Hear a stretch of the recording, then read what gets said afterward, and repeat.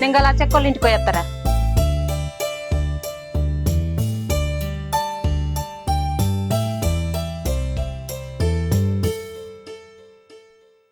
భవాని ఏడికేనురా? దుకాణంలోకి పోయేస్తాను పెద్దమ్మ. బాప వచ్చి గంతగానం బతిలన్నప్పుడు బాప దగ్గరికి వాళ్ళ ఇంటికి పోవచ్చు కదరా. ఆయన అనిపోయి 2 నెలలు అవుతుంది. ఒక్కదానివి ఇక ఇంట్లో ఏముంటావు? పిల్లని పట్టుకొని ఒక్కదానివి ఉంటావు. మంచి అయ్యే చెడాయే లోకము 12 నిందలు ఎత్తారు. ఎట్లా బిడ్డ పోవాలి కదా. పెద్దమ్మ, మా బాపు నా మీద ఉన్న ప్రేమతోని ఆడికి రమ్మని పిలుస్తాండు. పిల్లను ఈయన చదువుపియబడితే నాకు కూడా ఇంత పని దొరకబట్టే.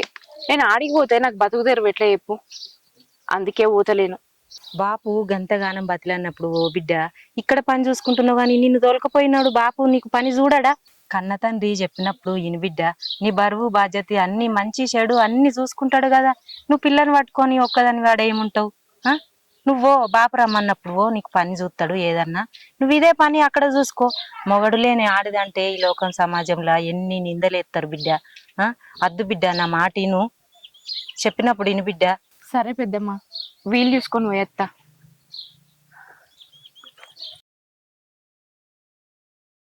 ఈ పోరు చెప్తింటలేదు కదా, ఏం చేయాలి మరి? అన్నతో నన్ను పోయి ఒక మాట మాట్లాడతా.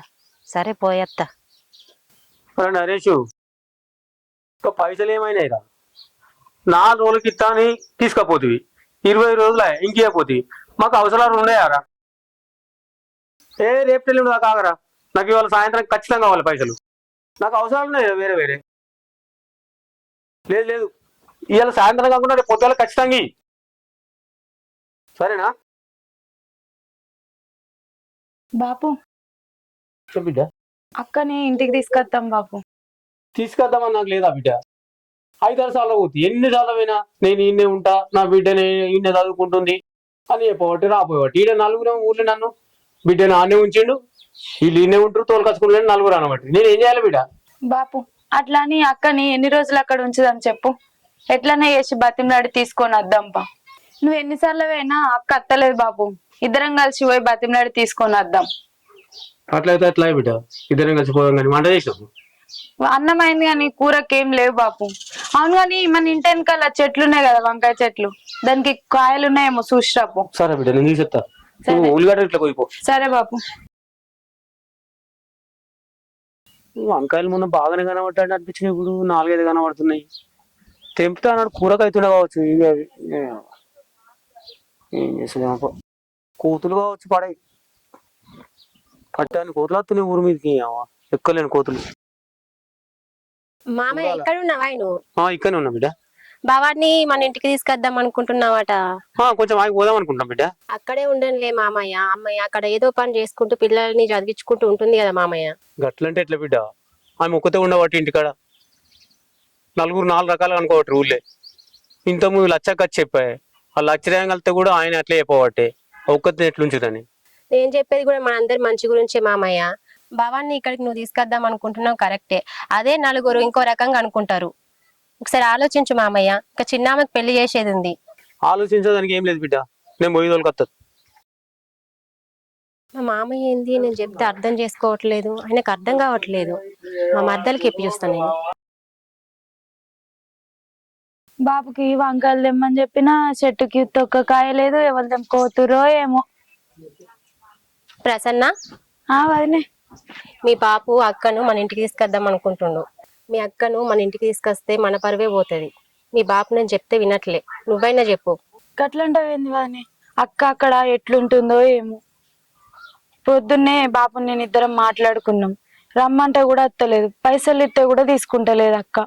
ఒక్కతే ఎట్లుంటది చెప్పు ఆ ఇంట్లో? ప్రసన్న, అక్కడ మీ అక్క మంచిగానే ఉంటుంది. మీరే పోయి తీసుకొద్దాం అంటారు. మీ బాపేమో నేను చెప్తే వినట్లేదు, నువ్వన్నా చెప్పురా. వదినే నువ్వేమన్నా అనుకో, అక్క అక్కడ ఉండు మాకు ఇష్టం లేదు వదినే. ఒక్కతి ఎంతకని ఉంటది చెప్పు? అందుకనే బాపు నేను పొద్దున మాట్లాడుకుందాం తీసుకొద్దామని. వస్తేనేమో నువ్వు రా వదినే మాతోటి, లేదా మేమిద్దరం పోయి తీసుకొస్తాం అక్కని.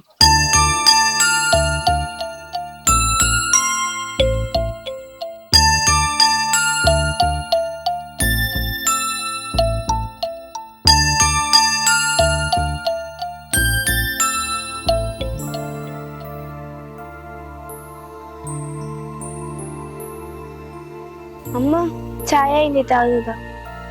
నువ్వు తాగుపోనన్నా, నేను తర్వాత తాగుతా. ఏమైంది గంధవానం ఆలోచించుతున్నావు? గా రాజుకు పైసలు ఇచ్చేది ఉన్నది, దాని గురించే ఆలోచించుతున్నా. షాప్ కాడన్న పైసలు తీసుకొచ్చి ఆయనకి ఇయ్యాలి. నువ్వు తాగుపో.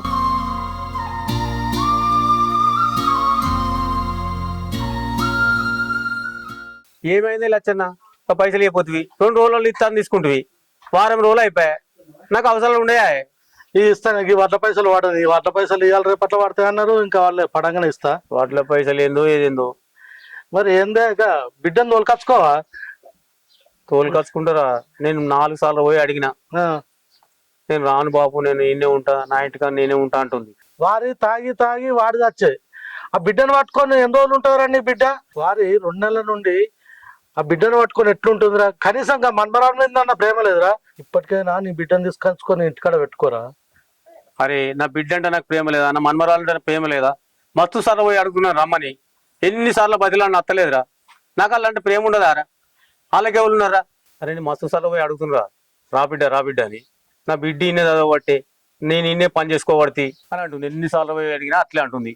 ఇక 4 ఊళ్ళో మస్తు రకాలుగా అంటారు, బిడ్డను ఆడుంచిండు, ఈయన ఊళ్ళో తిరుగుతుండని. కానీ వాళ్ళకేం తెలుసా నా బాధలు? నేను పోయి అడుగుతలేనా? సరేరా, నేను కూడా ఒకసారి మీ బిడ్డతో మాట్లాడతా అటు పోయినప్పుడు. సరే పోయి.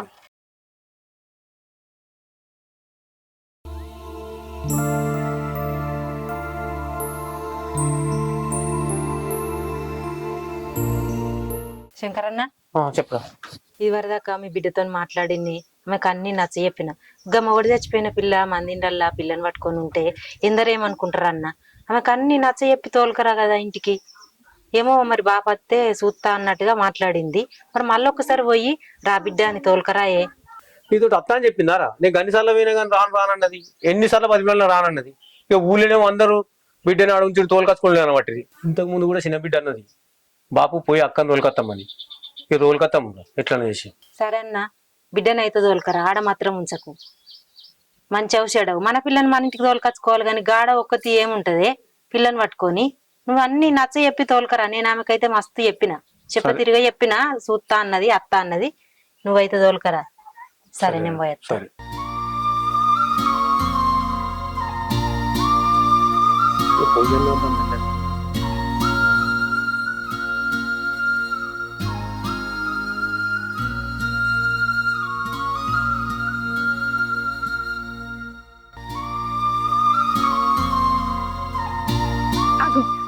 బాపు ఇప్పుడే వస్తురా? ఇప్పుడే వస్తున్నాం బిడ్డ. లోపలికి పోదాం. పోదాం గాని అక్క, మన ఇంటికి పోదాం పా. అక్క చెల్లి, నీకు ఎన్నిసార్లు చెప్పన్నే? అప్పుడు చెప్పినా ఇప్పుడు చెప్తున్నా, నేను ఎక్కడికి రాను, నేను ఇక్కడనే ఉంటా. మీకు కావాల్సినప్పుడు నన్ను నచ్చి చూసిపోర్రి. నాకు చూడబుద్ధి అయితే అక్కడికి వచ్చి మిమ్మల్ని చూసిపోతా. అంతేగాని అక్కడనే వచ్చి బతుకుడు అంటే నాతోని కాదు చెల్లి. నేను రాని, నన్ను అర్థం చేసుకో. నేను ఎన్నిసార్లు వచ్చి పిలిచినా రానంటావు బిడ్డ. అని ఇంటికాడికి ఏమో 4 వచ్చి 4 రకాల మాట్లాడబట్టి, ఒక్కొక్కరు ముఖం ముందు అనబట్టి. నేను బిడ్డను తోలుకొచ్చుకోవా? అల్లు చచ్చిపోయి 2 నెలలే, పిల్లని పట్టుకొని ఒకటే ఉంటుంది ఇంట్లో. ఏం చేయమంటావు బిడ్డ? అలా ముఖం పట్టుకొని అంటారు బిడ్డ. వాళ్ళకేం తెలుసు బాపు మన ఇంటి పరిస్థితి. నాకు అక్కడికి వచ్చుడు ఇష్టం లేదు బాపు. మీ మీద ఆధారపడి బతుకుడు ఎందుకు చెప్పు? నాకు కాళీయతిలో ఇంత పిల్లున్నది, దీనికి మంచి భవిష్యత్తు ఇవ్వాలి. నా రెక్కల కష్టం చేసుకొని దీన్ని మంచిగా చదివించుకుంటా, మంచిగా బతుకుతా.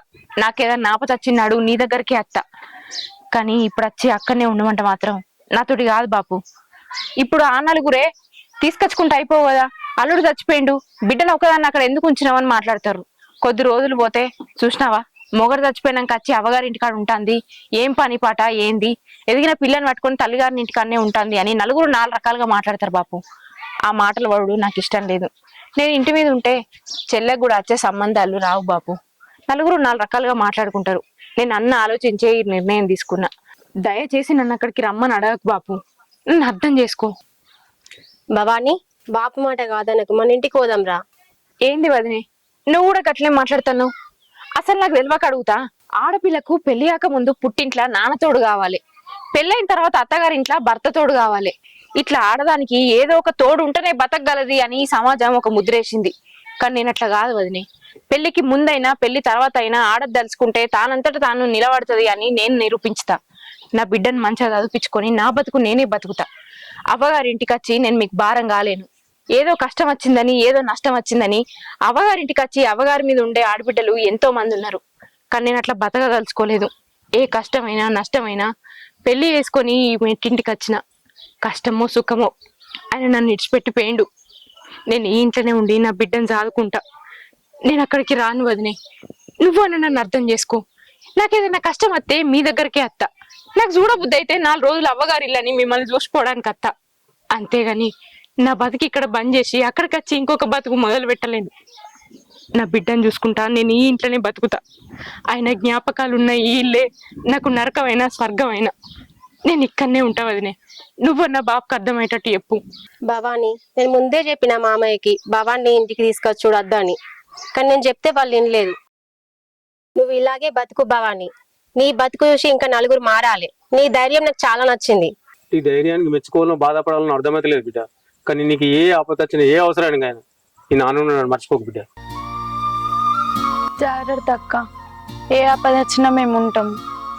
సరేనే. సరే అక్క, పోయేద్దాం. భవాని జాగ్రత్త రా. సరే వదినే.